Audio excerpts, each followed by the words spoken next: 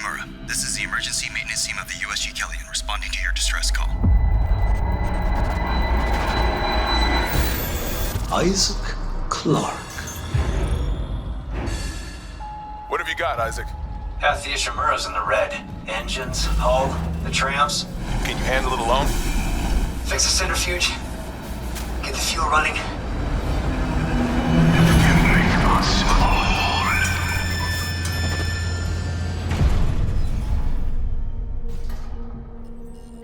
This is Senior Medical Officer Nicole Brennan.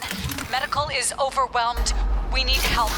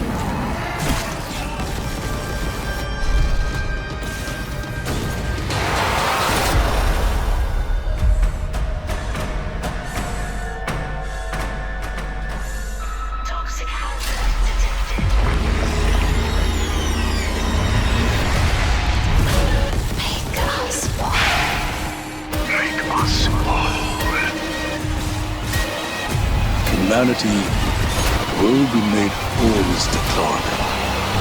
With or without you. Isaac, it's me. It's all falling apart here. I can't believe what's happening. Nicole?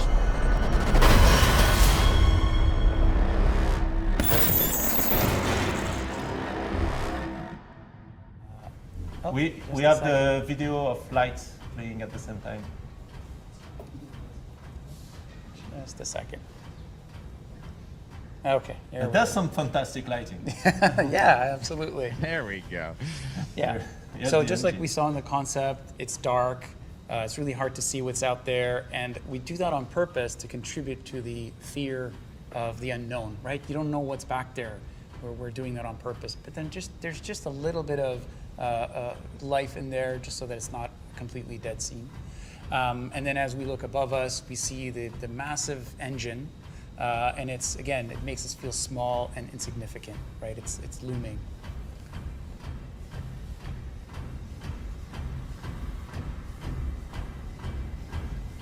So as we're looking around, we see all those effects that you saw earlier in Jim's. Now you see it here, steam coming out of the pipes. There's some secondary animation with the moving pistons. It gives life, it communicates that this is an industrial thematic. And then we're always leading the player with a little bit of horror storytelling, a little bit of narrative. We have the various tools and crates. I love the masks on sign up there. Yeah, yeah. Quite thematic. Safety first. Dead Space is a game about safety.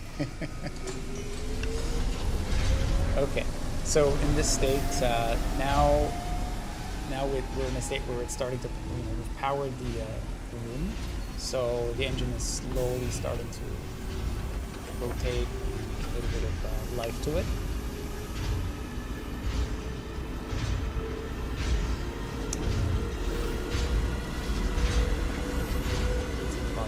Lights, you can see the blood. You'll have to speak up. We've booted up an engine. Yeah, it's Let's follow the blood trail then. let's do that. Oh, no. It's always a good idea. So here we go. This is the iconic poster that we saw earlier. You can see the different treatments on the blood, like the one that is still wet, blood that's got dried up on the side. More is more. More types More, of blood. more. More blood states. More blood conditions. Yeah. And then we finally get here, and we're going to activate the engines. Turn it on. Let's turn it. And we look up above us, and then we can see this glorious, VFX. The engine's fully operational. It's open. It's spinning at full speed. It's like a beating heart. as the room has come to life and we have completed the transformation. And then as we look to the right, we witness the scene of a horrific bloodbath. And yeah, some bad stuff happened there. Again, just that great teamwork between the environment artist and the story artist. Like, yes. I mean, you can really, you can guess what happened there. Mm-hmm. And then we're back into darkness as we make our way down. And then we take one last look at the engine and then the smoke-filled room.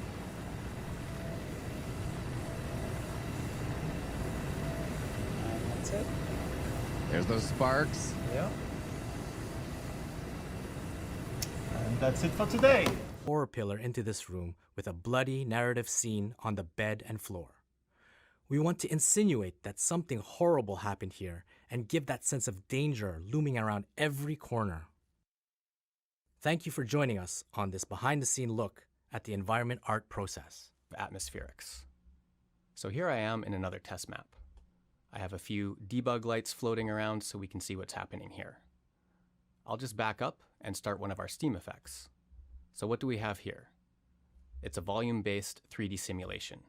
It exists inside a container, and density and velocity values are pushed around to create what we see here. Something that's cool about this simulation is that it lives in the physics world, so if the player walks through it, it will interact. Also, if I pick up an object, like this battery, it will also behave quite naturally. This will work if I spawn an enemy. I disabled its AI, so it won't attack me.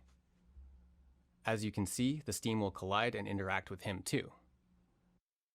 This effect also works quite well with our lighting and renders with the rest of the fog we have throughout our game. This can be used in a number of cases. We can create a steam or smoke effect like this, or we can cover the floor with a thin layer of interactive fog. In some cases, we can even fill an entire room with a cool simulation like this to give us some interesting and terrifying gameplay situations. So thanks for watching.